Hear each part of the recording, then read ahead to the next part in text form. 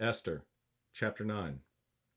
Now in the 12th month, that is, the month Adar, on the 13th day of the same, when the king's commandment and his decree drew near to be put in execution, in the day that the enemies of the Jews hoped to have power over them, though it was turned to the contrary, that the Jews had rule over them that hated them, the Jews gathered themselves together in their cities throughout all the provinces of the king Ahasuerus, to lay hand on such as sought their hurt, and no man could withstand them, for the fear of them fell upon all people. And all the rulers of the provinces, and the lieutenants, and the deputies, and officers of the king helped the Jews, because the fear of Mordecai fell upon them.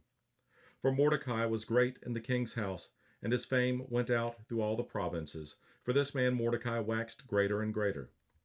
Thus the Jews smote all their enemies with the stroke of the sword, and slaughter, and destruction, and did what they would unto those that hated them. And in Shushan the palace the Jews slew and destroyed 500 men.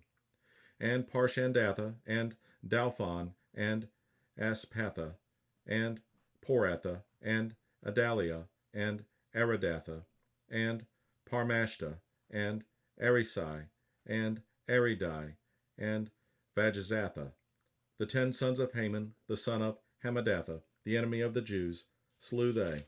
But on the spoil laid they not their hand. On that day the number of those that were slain in Shushan the palace was brought before the king. And the king said unto Esther the queen, The Jews have slain and destroyed 500 men in Shushan the palace, and the 10 sons of Haman. What have they done in the rest of the king's provinces? Now what is thy petition? And it shall be granted thee, or what is thy request further? And it shall be done. Then said Esther, If it please the king, let it be granted to the Jews which are in Shushan to do tomorrow also according unto this day's decree, and let Haman's 10 sons be hanged upon the gallows. And the king commanded it so to be done, and the decree was given to Shushan, and they hanged Haman's 10 sons. For the Jews that were in Shushan gathered themselves together on the 14th day also of the month Adar, and slew 300 men at Shushan, but on the prey they laid not their hand.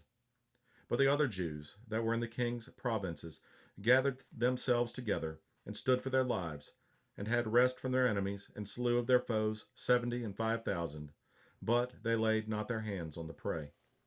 On the 13th day of the month Adar, and on the 14th day of the same rested they, and made it a day of feasting and gladness.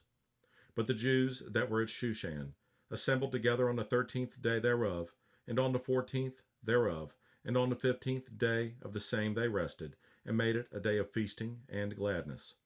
Therefore the Jews of the villages that dwelt in the unwalled towns made the 14th day of the month Adar a day of gladness and feasting, and a good day, and of sending portions one to another.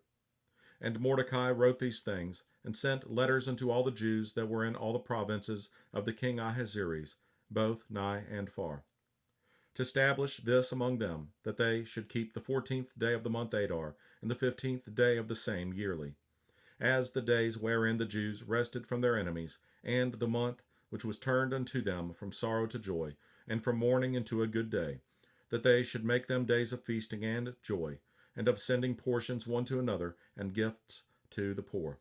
And the Jews undertook to do as they had begun, and as Mordecai had written unto them, because Haman, the son of Hammedatha, the Agagite, the enemy of all the Jews, had devised against the Jews to destroy them, and had cast that is, the lot, to consume them, and to destroy them. But when Esther came before the king, he commanded by letters that his wicked device, which he devised against the Jews, should return upon his own head, and that he and his sons should be hanged on the gallows.